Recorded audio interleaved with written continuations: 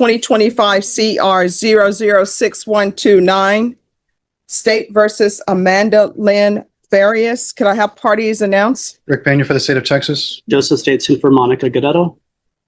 And are you Ms. Farias? All right. Counsel, do you want to place on the record your representation of her?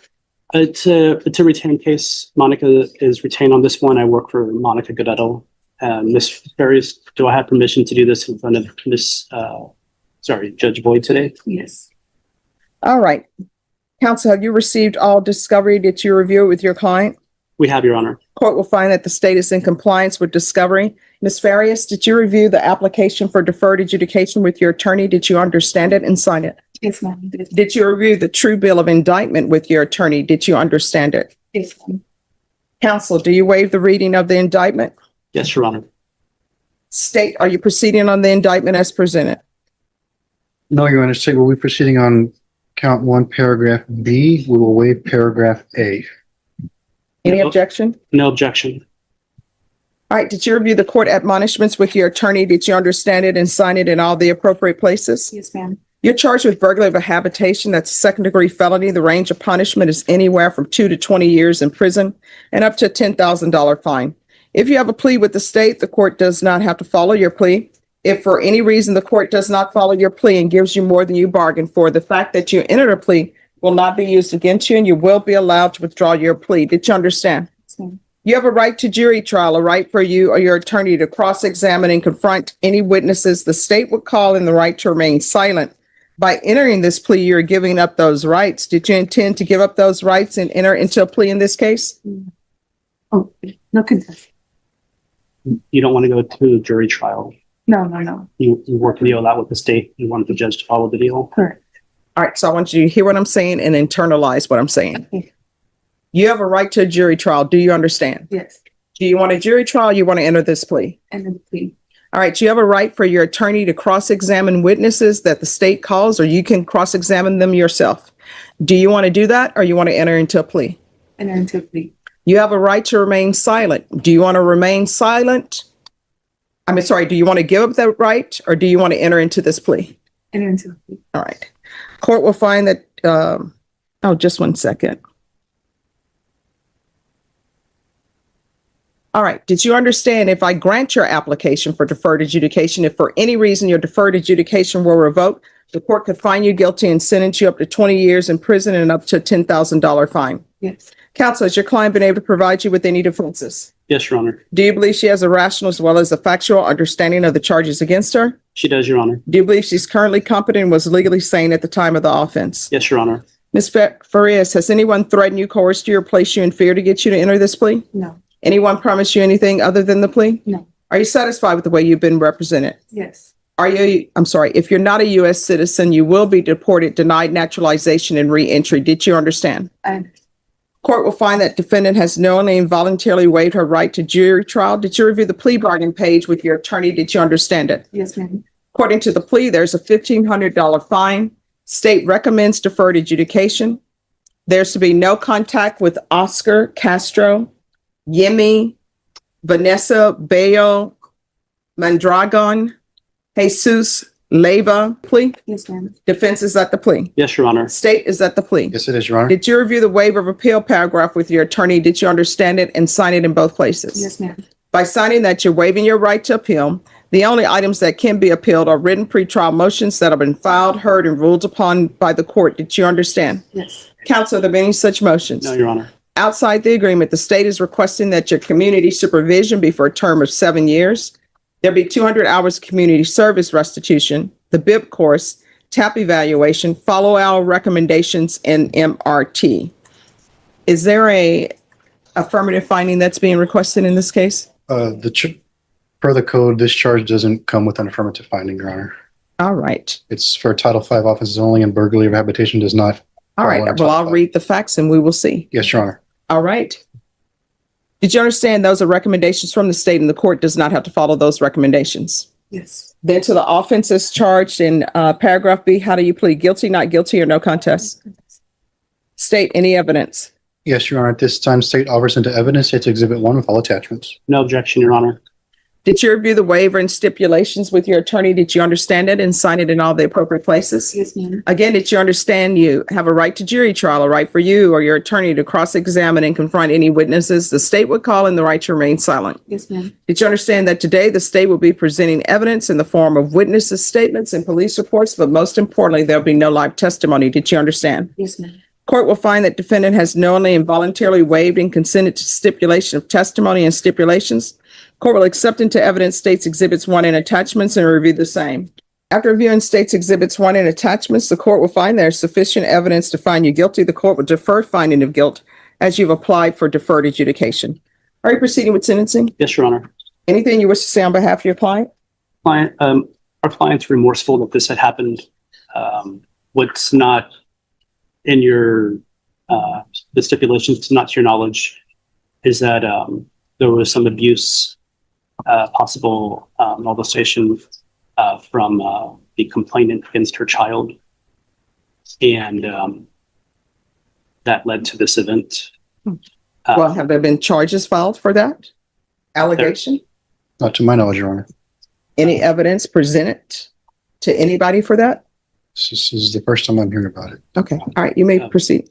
Buckle up, everyone. Today's courtroom case begins with a woman facing one of the most serious decisions of her life. Amanda Faria stands before Judge Stephanie Boyd, charged with burglary of a habitation, a felony carrying a possible 20-year prison sentence. As she waives her constitutional rights and enters a no contest plea, the courtroom carefully reviews every legal detail. But beneath the routine procedure lies a far more complicated story, one that will soon force the judge to decide whether Amanda deserves mercy or must face the full weight of the law. The client is employed, self-employed, does meal prep. There's a $1,500 fine. However, she may not have consistent income. I know this is for 7 years. I was hoping that the fine could be probated. She does do not professional home health care, like not a caregiver per se, but she does have to be around other people in a sense of making sure somebody doesn't fall over. If somebody needs something, she may help them. We're under the impression that this was not the affirmative finding of family violence. I had advised her that it likely would be imposed. And I would hope that you would follow the plea bargain agreement as written. All right, so why were you over at that location? Um, Because it appears from reading the stipulations that you were not invited. Correct. Well, I was informed that he was there by him. This was ongoing abuse that I had been through with him. That he would stalk me. He, would find where I was. And that night I was with my friends, and he was telling me that he was going to come looking for me and that he was going to find me. Anyways, it led on to the next morning. He was still contacting me. He told me he was there. I was telling him to leave me alone. Long story short, we ended up getting into it, over the phone. So I went over there to where he was at. And that's how I ended up there. I don't understand that. I don't understand why you would go to a location. Mhm. Your attorney is saying you're in fear of him, but you go to the location. And then did you see the photos? Yes, ma'am. And he's currently out. He was guilty of putting his hands on my son and myself as well. He's out right now. I think deferred. I don't know. I couldn't tell you the legalities of that, but and that wasn't his only time. After I was arrested with this, he came to my house looking for me again with a gun and put it to my head. And because there was a restraining order, he had one on me. I ended up getting arrested. And so this is, even me on house arrest, he was still messing with me. So I understand that I wasn't supposed to be there, or I went looking for it. But I think that just me being, provoked and going through what I was going through with him, I snapped, I guess.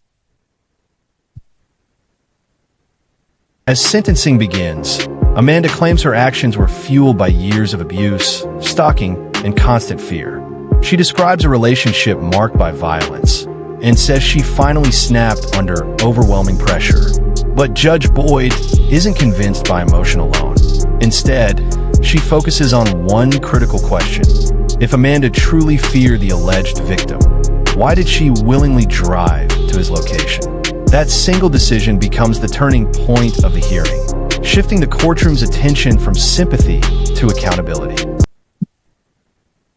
Well, if he's on probation, shouldn't he have a no contact order as well? Well, I believe that was all done prior to this taking place.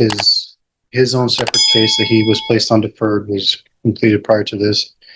So he's completed probation. He's not completed. He's on deferred at this time. All right, so there should be a no contact order. Is that out of this court? I don't believe so. No, it's in a different court. Oh, okay. Well, I would have ordered a no contact, so Sure. maybe somebody should let probation know to reach out so there can be no contact. That's right. Do you all have children together? No, ma'am. All right, so there's no reason to have any contact with him. Yes, ma'am. Court is going to sentence you to 7 years deferred adjudication, $1,500 fine. That will be probated. There's to be no contact with Oscar Castro, Yemi, Vanessa.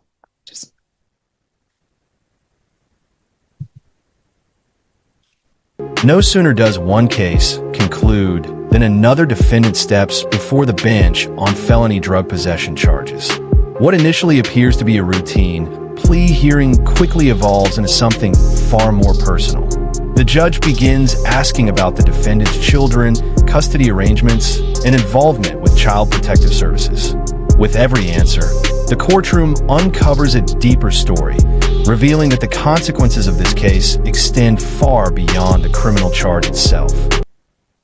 And Ms. Abrams, that's Yemmi, Vanessa, Bello, Mondragon, Mondragon, Jesus Leva, Levya, and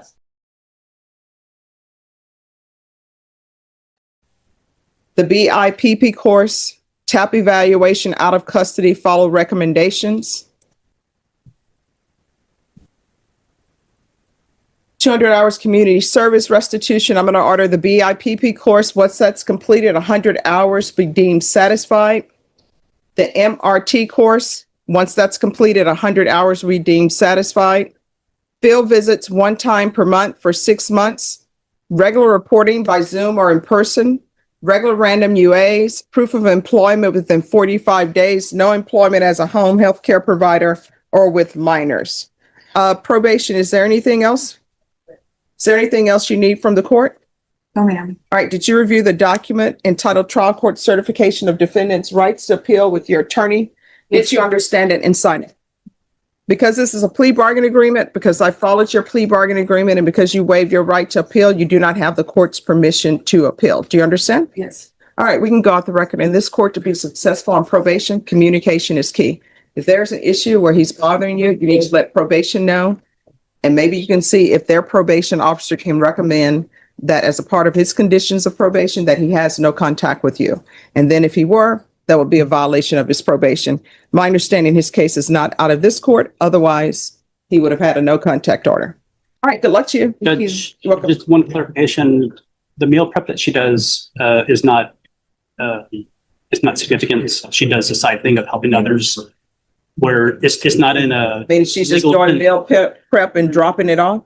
She may assist somebody with in the house movements, not make sure they don't fall over. She is not a nurse. She's not licensed. She's not a home health care provider in her sense. If she's doing that for people, I'm assuming she has regular people that she does that for. Am I correct? Yes. You will have to get a letter from that person or their family stating that they're aware that you're on probation for this and they have no concerns with your providing that service. The hearing reaches its most intense moment as the judge carefully examines every explanation against the evidence presented in court. Questions about drugs, employment, personal responsibility, and the defendant's children expose a pattern of poor decisions that cannot be ignored. After imposing strict probation conditions and issuing a powerful warning about the future, Judge Boyd makes one thing unmistakably clear. A second chance is never a free pass. It must be earned. Like the video, subscribe to the channel, and we'll see you in the next video.